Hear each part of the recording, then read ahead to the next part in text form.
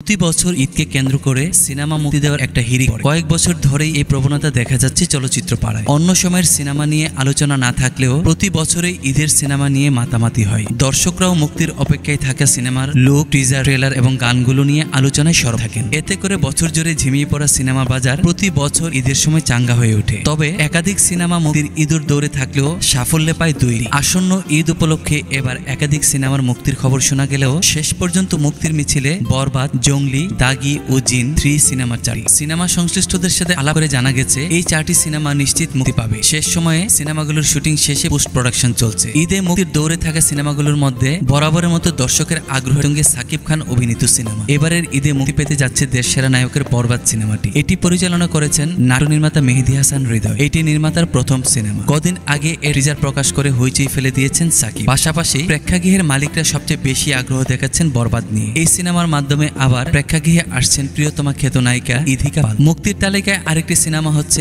M রাহিম পরিচালিত, সিয়াম আহমেদ, শবনম বুবলি এবং প্রার্থনা ফারদিন দিঘি অভিনীত জঙ্গলি। সিনেমাটির প্রকাশিত লোকে নজর কেড়েছেন নায়ক সিয়াম। প্রিন্স মাহমুদের মিউজিকে তাহসান ও আতিয়া আনিশার গাওয়া জনম জনম শিরোনামের একটি গানও ইতিমধ্যে প্রকাশিত হয়েছে। ধারণা করা যাচ্ছে আগামীতে টিজার ও বাকি গানগুলো নিয়ে আলোচনা তৈরি করবে জঙ্গলি। 2023 সালের ঈদের সরঙ্গ সিনেমার মাধ্যমে বড় পর্দায় অভিষিক্ত হয়ে সাফল্য পেয়েছিলেন আরফান নিশু। এরপর থেকে প্রায় 2 বছর সিনেমায় নীরব ছিলেন তিনি। এবার ঈদে তিনি শিহাব শাহিনের হাত ধরে নিজের দ্বিতীয় সিনেমা দাগি নিয়ে ফিরছেন। এই সিনেমাতেও তার বিপরীতে অভিনয় করেছেন চিত্রনায়িকা তমা মির্জা, আরও রয়েছেন সুনেরাহ বিনতে কামাল। ইতিমধ্যে আলোচনা হচ্ছে সিনেমাটির মধ্যে অনেক চমক রয়েছে যা অন্য সিনেমা থেকে এগিয়ে রাখবে দাগিকে। ভৌতিক সিনেমা জিন 3 আনছেন প্রযোজনা প্রতিষ্ঠান জাজ মাল্টিমিডিয়া। সংশ্লিষ্টদের দাবি জিন এবং জিন 2 এর সফল হয়েছে বিধায় পরের কিস্তি জিন 3 আসছে ঈদুল ফিতরে। এই সিনেমাটি নির্মিত হয়েছে একেবারে সত্য ঘটনা অবলম্বনে। সিনেমাটি পরিচালনা করেছেন কামরুজ্জামান রোমান। ইতিমধ্যে সিনেমাটির শুটিং শেষ হয়েছে। সিনেমার ফার্স্ট লুক প্রকাশিত হয়েছে। এতে অভিনয় করেছেন নুসরাত ফারিয়া, আব্দুল নূর সজল, নাদির চৌধুরী সহ আরো অনেকে। মুক্তির অপেক্ষায় থাকা সিনেমাগুলো নিয়ে